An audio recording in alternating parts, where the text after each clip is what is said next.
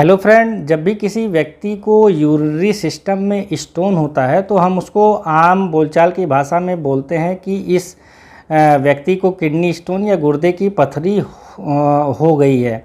लेकिन होता क्या है कि ये जो स्टोन होता है ये यूरिनरी सिस्टम में कहीं भी हो सकता है। हो सकता हो ये स्टोन की प्रॉब्लम व्यक्ति के किडनी में हो सकता हो ये स्टोन की प्रॉब्लम व्यक्ति के यूरेटर में हो सकता हो ये स्टोन की प्रॉब्लम व्यक्ति के ब्लैडर में हो, या ये समस्या जो है यूरेथ्रा में भी हो सकती है। तो जैसे आपको इस पिक्चर में दिख रहा है कि ये पूरा यूरिनरी सिस्टम है और इसमें कहीं भी अगर स्टोन की प्रॉब्लम होती है तो आम बोलचाल की भाषा में हम बोल देते हैं इनको किडनी स्टोन की प्रॉब्लम है। तो किडनी स्टोन को लेकर आज मैं यहाँ पर डिटेल्स में बात करूँगा। जैसे अगर किसी को किडनी स्टोन की प्रॉब्लम है तो कौन कौन सी जो है जांच कराई जाती है, और किडनी स्टोन के साइज़ को पता करने के लिए कौन सी जांच कराई जाती है, साइज़ के बेस पर क्या ट्रीटमेंट ऑप्शंस अवेलेबल है हमारे यहाँ। तो इन सारी चीज़ों को डिटेल्स में आज मैं यहाँ पर बात करूँगा। फ्रेंड्स, मेरा नाम नवनीत है और स्वागत है आपका मेरे यूट्यूब चैनल नॉलेज एंड के में। चलिए शुरू करते हैं।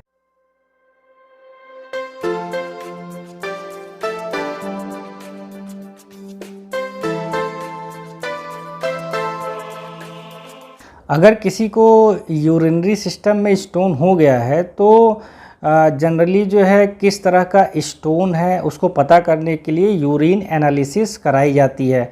स्टोन में कई तरह के स्टोन होते हैं। जो सबसे ज़्यादा कॉमन स्टोन यूरिनरी सिस्टम में पाया जाता है वो कैल्शियम ऑक्जेलेट का स्टोन होता है। इसके अलावा जो है यूरिक एसिड स्टोन भी होता है, कैल्शियम फॉस्फेट का भी स्टोन किसी किसी के अंदर पाया जाता है। इसके अलावा जो है जैंथिन का भी स्टोन किसी के अंदर बन सकता है, या फिर सिस्टीन का भी स्टोन किसी व्यक्ति के अंदर बन सकता है। लेकिन जो सबसे ज़्यादा कॉमन होता है वो कैल्शियम ऑक्जेलेट का स्टोन होता है या फिर यूरिक एसिड का स्टोन होता है। तो किस तरह का स्टोन व्यक्ति के जो है यूरिनरी सिस्टम में है, इसको जानने के लिए यूरिन एनालिसिस टेस्ट कराया जाता है। इसके अलावा कुछ ब्लड टेस्ट भी कराए जा सकते हैं, जैसे ब्लड यूरिक टेस्ट पेशेंट का कराया जा सकता है, या यूरिया क्रिएटिनिन लेवल व्यक्ति का टेस्ट कराया जा सकता है, या फिर जीएफआर टेस्ट भी कराया जाता है। जीएफआर टेस्ट का मतलब होता है ग्लोमेरुलर फिल्ट्रेशन टेस्ट। व्यक्ति के यूरिनरी सिस्टम में स्टोन की एग्जैक्ट लोकेशन कहाँ पर है और स्टोन का साइज़ क्या है, इसको पता करने के लिए एक टेस्ट कराया जाता है जिसको एनसीसीटी टेस्ट कहते हैं, यानी नॉन कंट्रास्ट सीटी स्कैन। ये टेस्ट कराने के बाद ये पता चल जाता है कि व्यक्ति का जो स्टोन है यूरिनरी सिस्टम में वो उसका साइज़ क्या है और फिर उसकी एग्जैक्ट लोकेशन क्या है। और जब एक बार साइज़ स्टोन का पता चल जाता है तो उसके बाद फिर डिसाइड कर लिया जाता है कि व्यक्ति को किस तरह का ट्रीटमेंट चलना है। अब अगर एक बार व्यक्ति के स्टोन की साइज़ जब पता चल जाती है और अगर व्यक्ति के स्टोन की साइज़ 4 mm से कम होती है तो ऐसे में फिर हम लोग जो है पेशेंट को कहते हैं कि आप जितना हो सके दिन में पानी ज़्यादा से ज़्यादा पीजिए और जितना कम हो सके नमक का कम से कम इस्तेमाल करिए। ज़्यादा से ज़्यादा जब आप पानी पीना स्टार्ट करेंगे तो मूत्र मार्ग के ज़रिए जो आपका स्टोन है वो बाहर निकल जाएगा। ये जो है 4 mm से कम जिसका स्टोन होता है उसमें स्टोन को बाहर करने का बेस्ट तरीका होता है। इसमें ज़्यादातर कोई मेडिसिन नहीं दी जाती है और यही एक सलाह दी जाती है। अगर किसी व्यक्ति के स्टोन का साइज़ 4 mm से लेके 8 mm तक का होता है तो उसको पहली सलाह दी जाती है कि वो ज़्यादा से ज़्यादा पानी पिए। दूसरी ये सलाह दी जाती है कि वो नमक का जितना कम से कम इस्तेमाल कर पाए वो उसके लिए सबसे अच्छा रहेगा। इसके अलावा पेशेंट को पोटेशियम साइट्रेट, मैग्नीशियम साइट्रेट और विटामिन B6 के कॉम्बिनेशन वाली सिरप या फिर टैबलेट लिखी जा सकती है, जिससे व्यक्ति का जो pH है यूरिन का वो बढ़ जाए और व्यक्ति का यूरिन जो है वो एल्कलाइन हो जाए, जिससे कैल्शियम ऑक्जेलेट अगर स्टोन है या फिर यूरिक एसिड स्टोन है या सिस्टीन स्टोन है तो उसकी साइज़ जो है वो बढ़े ना। इस कॉम्बिनेशन में जो टैबलेट्स आती हैं उसमें स्टोन 1 B6 नाम से काफ़ी ज़्यादा फेमस ब्रांड है वो आता है, या एल्केस्टोन B6 नाम से जो है ये भी टैबलेट्स आती है। दोनों में कोई भी टैबलेट जो है डॉक्टर व्यक्ति को लिख सकता है। इस मेडिसिन के अलावा 2 और मेडिसिन जो है जनरली डॉक्टर प्रिस्क्राइब करता है जिसको भी किडनी स्टोन की प्रॉब्लम होती है। उसमें जो पहली होती है वो थायजाइड डायूरेटिक्स होती हैं। तो डॉक्टर जब इसको पेशेंट को लिखता है तो इससे पेशेंट के जो यूरिन होता है उसमें कैल्शियम का लोड कम हो जाता है। इसके अलावा पेशेंट को डॉक्टर एलोप्यूरिनॉल की जो है टैबलेट्स भी लिखते हैं, और इसमें जो एक फेमस ब्रांड आता है वो जाइलोरिक नाम से आता है। तो ये जनरली 3 मेडिसिन है जो डॉक्टर पेशेंट को लिखता है जब 4 से 8 mm तक की साइज़ का स्टोन होता है व्यक्ति के अंदर। और जनरली ये ट्रीटमेंट 4 से 5 हफ्ते तक दिया जाता है, और 4 से 5 हफ्ते तक ये ट्रीटमेंट देने के बाद ज़्यादातर चांसेस होते हैं कि व्यक्ति के अंदर जो किडनी स्टोन की प्रॉब्लम है वो सॉल्व हो जाए और उसका स्टोन उसके शरीर से बाहर निकल जाए। बहुत सारे पेशेंट के जो किडनी स्टोन होता है उसकी साइज़ तो कम होती है, लेकिन कभी कभी इसके कारण जो है व्यक्ति को बहुत ज़्यादा पेन होता है, बहुत ज़्यादा दर्द होता है, और दर्द के साथ में व्यक्ति को फिर जी मचलाना, उल्टी, इसकी भी समस्या होती है। तो जब भी ऐसा कोई केस होता है और आप डॉक्टर के पास जाते हैं तो डॉक्टर सबसे पहले आपको NSAID के इंजेक्शंस देता है। NSAIDs का मतलब होता है non steroidal anti inflammatory drug. Generally इसमें जो इंजेक्शन डॉक्टर यूज़ करता है पेशेंट पर, उसमें वोवेरान इंजेक्शन जो है वो काफ़ी ज़्यादा फेमस ब्रांड है, या फिर डायनापार इंजेक्शन का भी इस्तेमाल डॉक्टर पेशेंट पर कर सकता है। और जब ये इंजेक्शन पेशेंट को लगाया जाता है तो फिर उसको दर्द से राहत मिल जाता है।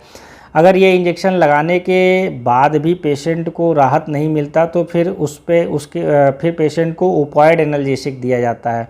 ओपॉइड एनाल्जेसिक इंजेक्शंस की बात करें तो इसमें ट्रेमाडोल के इंजेक्शंस आते हैं, और इसमें एक बहुत ही फेमस ब्रांड है कंट्रामोल। तो अगर NSAIDs कैटेगरी वाली जो इंजेक्शन है वो काम नहीं कर रहे हैं तो फिर जो है ये कंट्रामोल का इंजेक्शन दिया जाता है, जिससे व्यक्ति को दर्द में राहत हो जाती है। जी मचलाने की समस्या को दूर करने के लिए पेंटोप्राजोल का जो है इंजेक्शन व्यक्ति को दिया जाता है। इसमें पेंटॉप 40, पेंटॉप 80 जो है ये काफ़ी ज़्यादा फेमस ब्रांड है।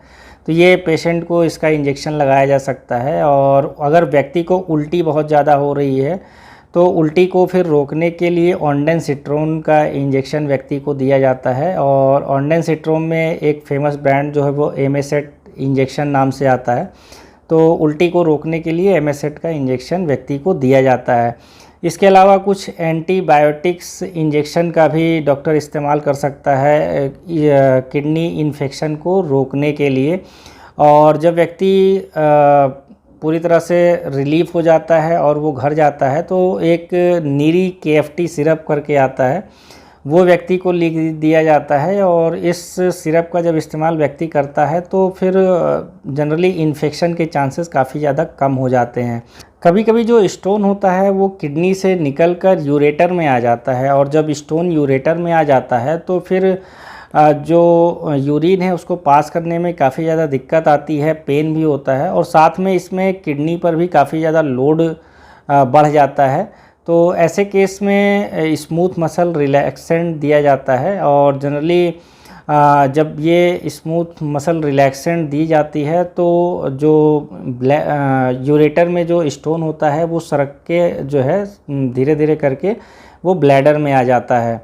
तो इसमें जो है जनरली अगर ऐसी प्रॉब्लम होती है तो वहाँ पर अल्फ़ा ब्लॉकर्स जो है टैबलेट्स का इस्तेमाल किया जाता है। और इसमें जो साल्ट जनरली यूज़ किए जाते हैं वो टेम्सू लोसिन के साल्ट यूज़ किए जाते हैं, या फिर डूटास्टेराइड के जो कैप्सूल्स आते हैं उसका इस्तेमाल किया जाता है। और अगर ये अल्फ़ा ब्लॉकर्स में ब्रांड की नाम की बात करें तो इसमें यूरिमैक्स डी जो है वो काफ़ी ज़्यादा फेमस ब्रांड है। जनरली यूरेटर में अगर स्टोन की प्रॉब्लम होती है तो उसको यूरिमैक्स डी टैबलेट लिख दी जाती है, या फिर इसके अलावा वेल्टन प्लस नाम से भी एक टैबलेट्स आती है, सिरप भी आती है। तो ये लिख देने से जो यूरेटर में स्टोन फंसा हुआ है वो सरक के आपके ब्लैडर में आ जाता है। तो ये 4 से 8 mm तक का अगर स्टोन है या स्टोन के कारण बहुत ज़्यादा पेन है तो इन दोनों केस में इस तरह का जो ट्रीटमेंट है वो दिया जाता है। अगर इन सारी मेडिसिन का इस्तेमाल करने के बाद भी पेशेंट को आराम नहीं मिल रहा है तो फिर वहाँ पर सर्जिकल इंटरवेंशन की ज़रूरत होती है। सर्जिकल इंटरवेंशन में जो सबसे पहला और सबसे फेमस जो प्रोसीजर अपनाया जाता है उसको ECWL बोलते हैं। ECWL प्रोसीजर में हाई एनर्जी साउंड वेव जो है वो व्यक्ति के यूरिनरी सिस्टम में जहाँ पर भी स्टोन होता है तो स्टोन को टारगेट करके ये साउंड वेव उस पर डाली जाती हैं, जिससे जो स्टोन होता है वो छोटे छोटे पार्ट में ब्रेक हो जाता है और फिर ये यूरिन के रास्ते शरीर से बाहर निकल जाता है। अगर व्यक्ति के अंदर का स्टोन जो है 8 mm से लेके 20 mm के बीच में होता है तो फिर वहाँ पर ECWL प्रोसीजर का इस्तेमाल नहीं किया जाता है, बल्कि वहाँ पर फिर यूरेट्रोस्कोप का इस्तेमाल किया जाता है। यूरेट्रोस्कोप को पेशाब मार्ग से अंदर डाला जाता है और यूरेट्रोस्कोप के जो सबसे आगे जो होता है वहाँ पर लेज़र होता है और कैमरा होता है। तो कैमरे की मदद से जो है जो लेज़र होता है वो स्टोन पे डाला जाता है, जिससे स्टोन जो है वो छोटे छोटे पार्ट में टूट जाता है और फिर वहाँ यूरेट्रोस्कोप में एक अम्ब्रेला शेप का एक चीज़ होती है जो सारे स्टोन को कैप्चर कर लेती है और फिर यूरेट्रोस्कोप की मदद से जो पूरा आप स्टोन होता है उसको यूरिनरी सिस्टम से बाहर निकाल लिया जाता है। तो ये सबसे ज़्यादा जो प्रोसीजर इस्तेमाल किया जाता है वो यूरेट्रोस्कोप का ही प्रोसीजर इस्तेमाल किया जाता है। अब अगर स्टोन का साइज़ 20 mm से भी ज़्यादा है तो फिर ऐसे में फिर यूरेट्रोस्कोप का भी वहाँ पर इस्तेमाल नहीं किया जाता है, बल्कि वहाँ पर जो है PCNL प्रोसीजर का इस्तेमाल किया जाता है। PCNL जो प्रोसीजर होता है बेसिकली ये इन्वेसिव प्रोसेस होता है। इन्वेसिव का मतलब होता है यहाँ पर काट छांट की ज़रूरत पड़ती है। तो जनरली क्या होता है कि जो भी किडनी जहाँ पर भी स्टोन की प्रॉब्लम है वहाँ पर एक छेद किया जाता है और उस छेद के माध्यम से जो है लेज़र को स्टोन तक पहुँचाया जाता है। फिर लेज़र से स्टोन को छोटे छोटे टुकड़ों में तोड़ा जाता है और फिर वहीं से इसको सक करके डायरेक्ट बाहर निकाल लिया जाता है। तो ये अलग अलग प्रोसीजर्स होते हैं जो डॉक्टर जो है यूरिनरी सिस्टम में अगर कहीं भी स्टोन है तो इन प्रोसीजर का इस्तेमाल करके डॉक्टर आपके शरीर से स्टोन को बाहर निकाला जाता है। तो आशा करता हूँ आपको मेरी ये वीडियो पसंद आई होगी। पसंद आई हो तो दूसरों के साथ शेयर करना बिल्कुल मत भूलें। आपका बहुत बहुत धन्यवाद।